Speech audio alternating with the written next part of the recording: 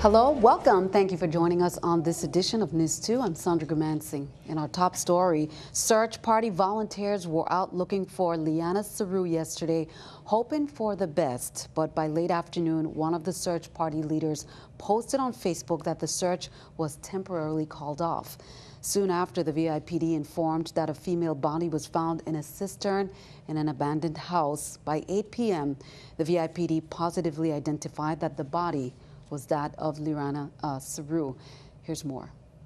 The body of 24-year-old Liana Saru was discovered by VIPD detectives around 2 p.m. yesterday in a cistern of an abandoned building behind the Mutual Homes housing community. Liana's body was positively identified by tattoos on her body that bear the names of her children, as well as bracelets on her hand that she was known to wear. The department's Criminal Investigation Bureau also found children's clothing on the property.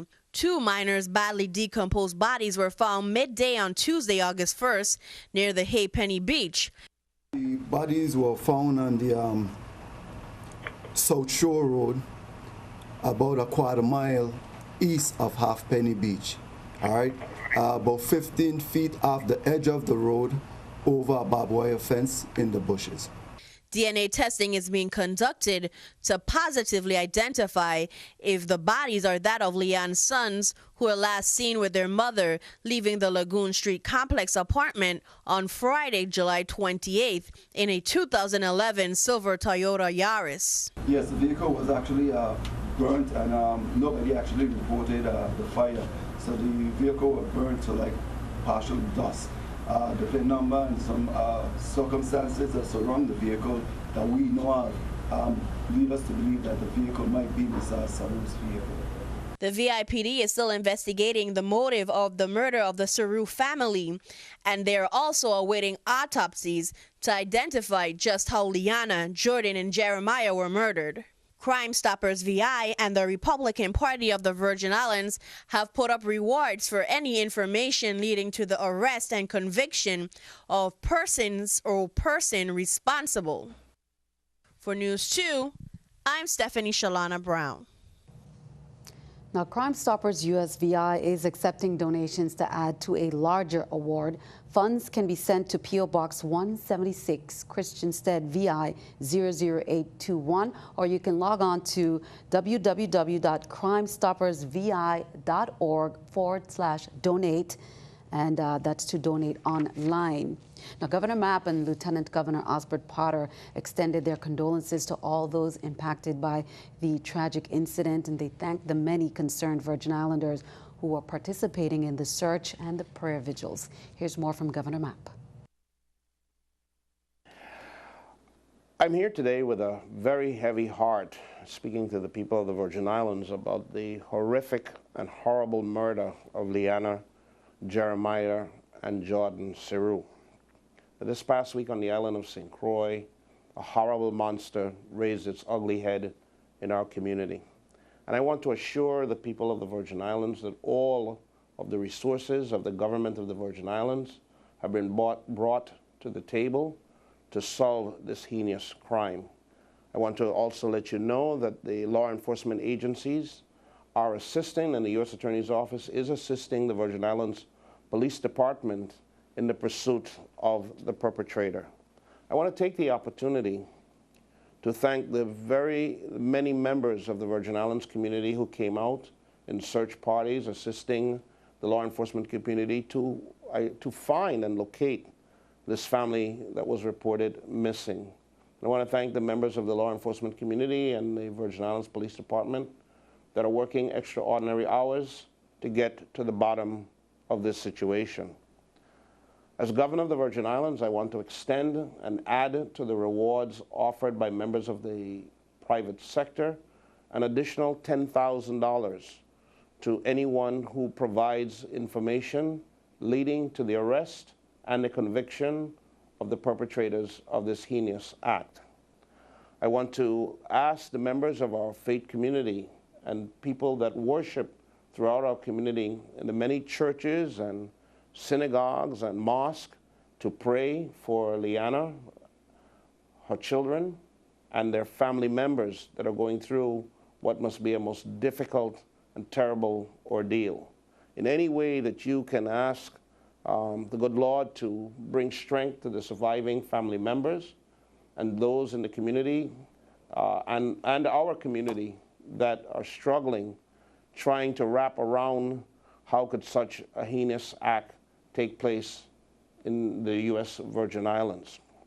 Any information that you can provide that can help our law enforcement community get to the bottom of this act, we need your help, and we ask for your help, and we ask for the information. Again, you can call Crime Stoppers. You need not leave your name. You can call 911, and you can call any member of the Investigation Bureau of the Virgin Islands Police Department to provide that information.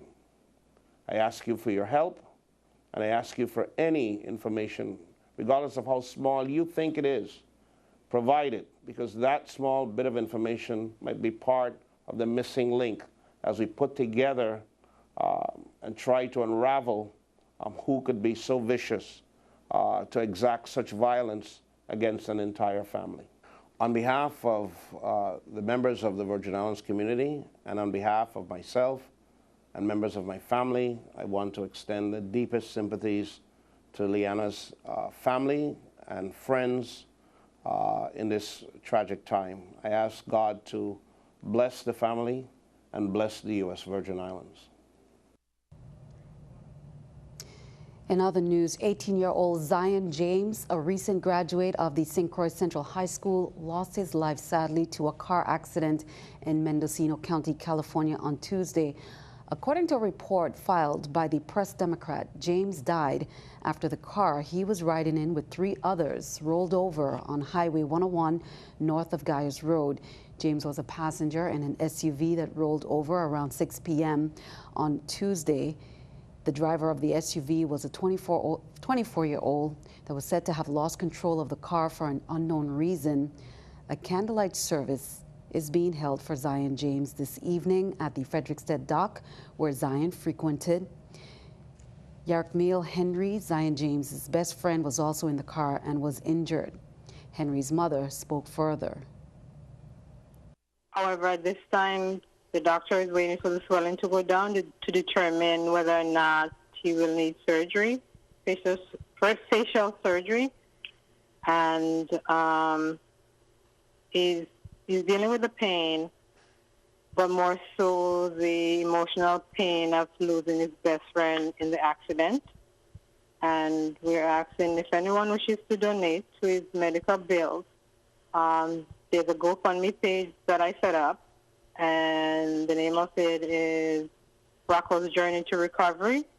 So if anyone wishes, they can donate to that account. Turning to the Senate, the Virgin Islands Public Employees Relations Board and the Veteran Affairs Agency testified that they complied as much as possible with shaving funds from their operating costs to best assist in lowering the 2018 fiscal budget. Both PERB and the Veterans Affairs Director spoke further. We do completely understand the difficult financial times that our government is facing and may continue to face during fiscal year 2018. However, if the amount of $1,314,990 is approved, the board will continue to serve the employees of the government of the Virgin Islands. Our mission is to honor the commitment of Virgin Islands veterans by continuing to advocate on their behalf to enhance their quality of life. Employee inter-island travel. Even though we are a small agency with a small budget, we have committed as a team to do our share in the reduction of overall government of the Virgin Islands expenditures. We have reduced inter-island travel by $12,753.61 between fiscal year 2015 and 2016. Now, they are back on the job after staging a one-day protest, or one-day work stoppage, rather, over tipping fees they deemed excessive. St. Croix garbage haulers have won a 30-day reprieve from the government and ended the work stoppage that went into effect on Tuesday. Haulers met with VIWMA's Executive Director, Roger Merritt, to discuss the fees, which they say went well as their concerns were heard. They got an extension until September 1st. They discussed a volume rate instead of the weight-based rate. Haulers are also seeking to create a waste permit fee to be added to property tax bills, among some other things. Count on 2 to keep you updated. MAP was among the governors participating in a teleconference today with President Donald Trump, Vice President Mike Pence, Acting Homeland Security Secretary Elaine Duke, and representatives of the National Response Coordination Center. And the subject was hurricane preparedness, as we are still in hurricane season. Now, the conference call provided the opportunity for the President, the DHS agency, Acting Secretary, the Administrator of the Federal Emergency Management Agency, FEMA, Rob Long, and officials at the National Hurricane Center to assure the governors of states and territories most likely to experience hurricanes that the required federal resources for a comprehensive response are in place. President Trump praised the recent history of FEMA's coordinated response, with several states, including Florida and North Carolina, which continue recovering from major incidents. For their part, the governors, including Governor Mapp, expressed their appreciation for the federal commitment to positioning resources and providing training and preparation for natural disasters. Governor Mapp, along with VI National Guard Adjutant General Deborah Howell and VITEMA Director Mona Barnes, they thanked the president for leading the initiatives which are improving response coordination. President Trump assured the governors that we will be there, very willing and able. The governor, adjutant general, and VITEMA director were able to participate in the teleconference from the offices of the Virgin Islands Bureau of Information Technology on St. Croix. Coming up on News 2, we have much more straight ahead, including the Department of Labor's LIFT program, a ceremony today, and some highlights from Hair Fashion Week from Bernays. That's all coming up next.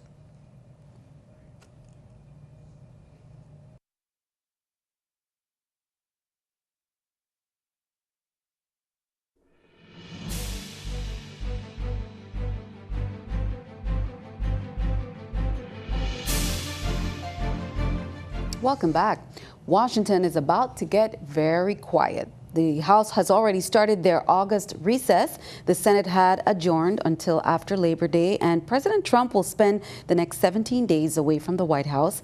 Despite the August getaways, controversies and concerns still loom, and the probe by Special Counsel Robert Mueller appears to be entering a new phase. Meanwhile, before taking its August break, the Senate took action to block any recess appointments by the president amid the tensions between the Trump and Attorney General Jeff Sessions. But the July jobs report brought good news and a milestone for the president. Unemployment dropped to a 16-year low, and employers added 209,000 jobs to top 1 million jobs created since Trump took office. Keeping our eye on the economy, 2 Japanese automakers are going to build a manufacturing plant in the U.S. Mazda and Toyota have issued a statement saying their new $1.6 billion facility should be up and running by 2021.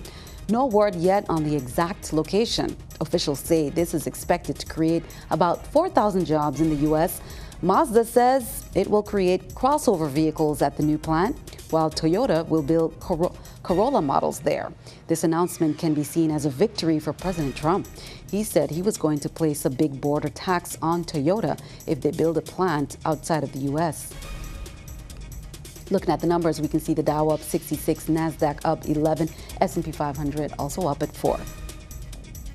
Well, the LIFT internship program presented by the Department of Labor wrapped up, and they held a ceremony to recognize the young workers. The department wrapped up Labor Investing for Tomorrow, also known as LIFT, the summer internship program, with a ceremony at Government House. The LIFT program continues to provide college, juniors, seniors, and graduate students with meaningful work internship experience in their chosen career field. Interns may also gain college credits. Eligibility criteria is as follows. Interns must be presently in a college, junior, senior, or graduate student. They must have a minimum GPA of 2.80 on a 4.0 scale and must be between the ages of 18 to 25. And application and also online information. Well, in other news, the Virgin Islands Water and Power Authority, they have scheduled a service interruption to a section of St. Croix feeder number 8B for Sunday, August 6th. That's from 1 a.m. to 5 a.m. Customers on Queen Cross Street, King Cross Street, and Hospital Streets, as well as in Harrigan Court, will experience service interruption while crews work on Prince Street to replace a rotten pole and transfer equipment to a new pole. 263 customers about will be affected by Sunday's service interruption. Motorists are asked to proceed cautiously in the area and to follow the signs and instructions for their safety of crews, pedestrians, and other drivers. WAPA says every effort will be made to restore service as soon as possible. The authority apologizes for any inconvenience caused by this interruption. Well, the National Park, they held a meeting. Residents attended on St. Thomas and St. John, the meetings to discuss the National Park situation. And that first meeting was held in the Cleon Creek Legislative Conference Room in Cruise Bay, St. John. And the next meeting is coming up on St. Croix. St. Croix residents are encouraged to attend that meeting scheduled for 6 p.m. Monday, August 7th in the Danish West India and Guinea Company warehouse across from the Steeple building in Christiansted. The purpose of the meeting is to allow the public to share their concerns directly with the decision-making officials from the National Park Service and to have those officials address any concerns as well as to clarify misinformation disseminated about the administrative changes made within the Park Service, as we shared earlier. Well, the Rising Stars Summer Camp, that has come to an end, and they went out on a musical note. Students between the ages of 10 to 14, they enjoyed some cultural enrichment activities, and they even had rap sessions and education sessions. They, of course, learned how to play the steel pan and percussion instruments. And again, they ended this year's program on a beautiful note. Here's more. Good afternoon. You're here with the Rising Stars Youth Steel Orchestra Summer Recruitment Program 2017, and today is our closing ceremony where we reward our students who have completed 6 weeks of learning to play the steel pan. And today we had the kids display their skills on playing different selections. They started with the national anthem, the VI March, the Lord's Prayer, and the favorite calypso, My Life. So the members here are actually kind of preparing themselves to become members of the Rising Stars Youth Steel Orchestra, and from there we take them into the band at a very young age and we take them all the way through high school. So this is where we start from. This is the beginning for them, and we are so happy to have them here with us this summer because they really enjoy playing pan and learning a bit about their culture also at the same time. So thank you for coming, and we enjoy to see you at our next concert on December 10th at the Reichel Center. Okay, and tune in later on. We'll have some music from them. Well, Disney's The Lion King was presented by the all-youth team at Pistarckle. The 60-minute musical designed for middle school age performers was based on the Broadway production directed by Julie Taymor and the 1994 Disney film. The all-youth cast featured about 33 students, led by camp director Lauren Brody Clark, musical director Mary Christensen, and choreographer Mary Paul. The youth adaptation of the popular Broadway show was even sold out. Lion King tells the story of the epic adventures of a curious cub named Simba as he struggles to accept the responsibilities of adulthood and his destiny as king. Pistarckle Theater and its youth education programs, Good Note, were recently named to be recognized as one of 50 national finalists for outstanding programs in the field of creative youth development for after-school and out-of-school programs that are transforming the lives of young people. Each of the final award-winning programs will receive $10,000 and an invitation to accept their award at a ceremony in Washington, D.C. In addition, all of the winners will receive an award plaque, have the opportunity to attend the annual awardee conference in Washington, and be featured in the National Arts and Humanities Youth Program website.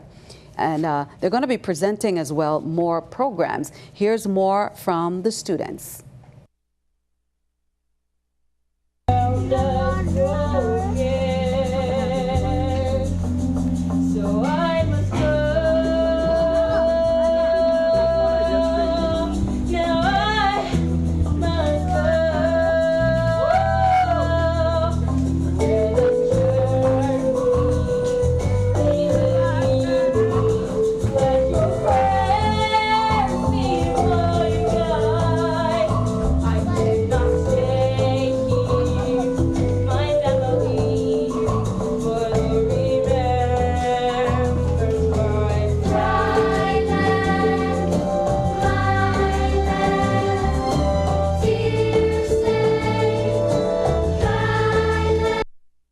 out there by the students. Now, the hot summer fun event, more events for the students that was rescheduled from last week. It's planned for this August 5th and 6th right there, Saturday and Sunday. It was rescheduled due to shipping and technical difficulties. Ever rode in a hot air balloon? Well, this is your chance. It's being held from 4 to 10 p.m. at the Lionel Roberts Stadium. There will also be games, kitty corners, superhero makeovers, live entertainment, and many giveaways. There will be a dad's domino tournament too. Again, it's Saturday and Sunday from 4 to 10 at the Lionel Roberts Stadium on St. Thomas. Well, be sure to stick around. Your News 2 AccuWeather forecast is coming up next.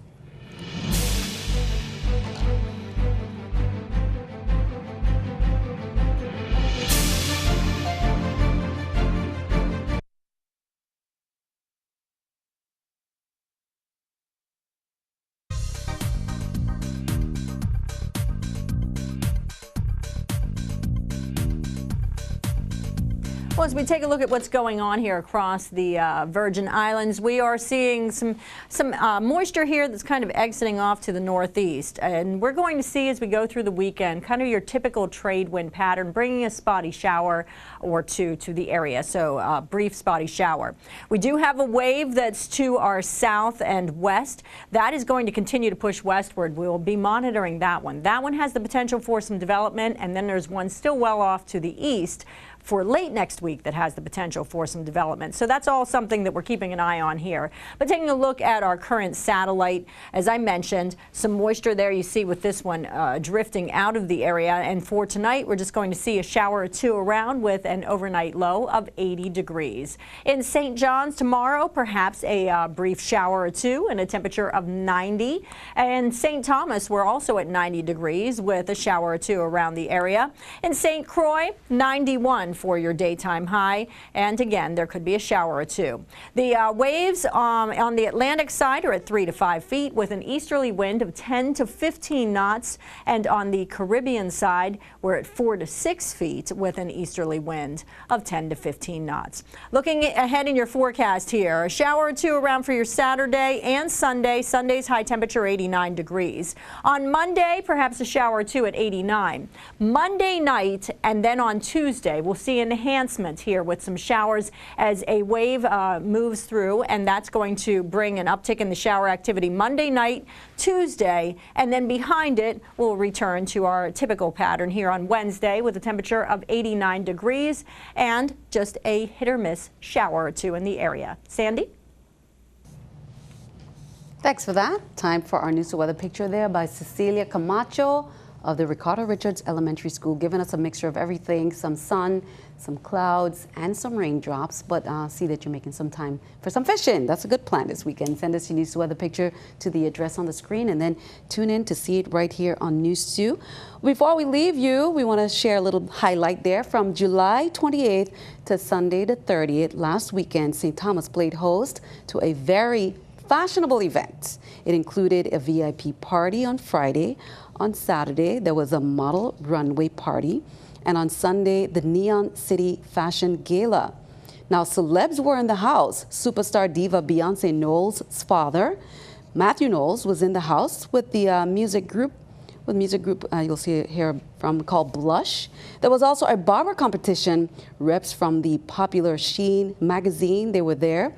Bernays' hair fashion team did an awesome job. This year's event was indeed epic. Now, the stateside all-girl group Blush, they performed.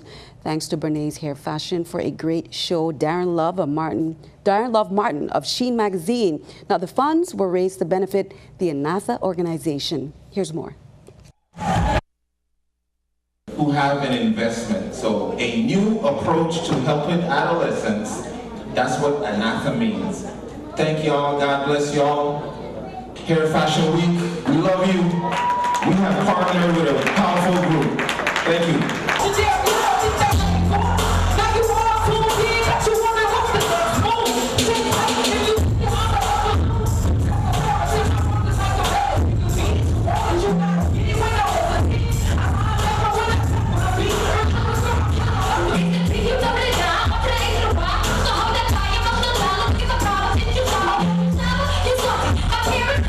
Communicate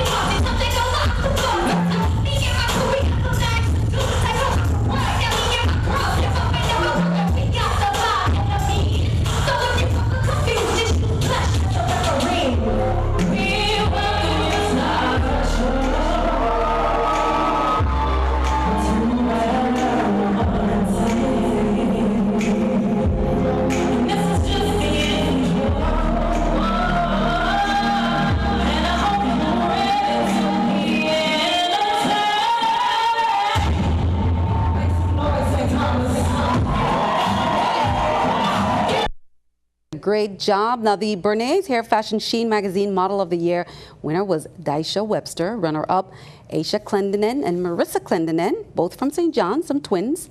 And a winner, Daisha from St. Thomas Barber Icon. First place also captured by local barber Patrick Fradu of the Donovan's Barbershop. Winner of True You commercial brand ambassador is Cheyenne Richardson, also from St. Thomas. Winner of the Icon Designer of the Year is Kaishan Couture from the BVI.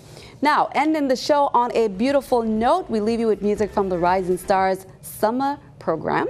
I'm Sandra Gumansing. On behalf of all of us here at News 2, have a wonderful weekend. We'll see you next time.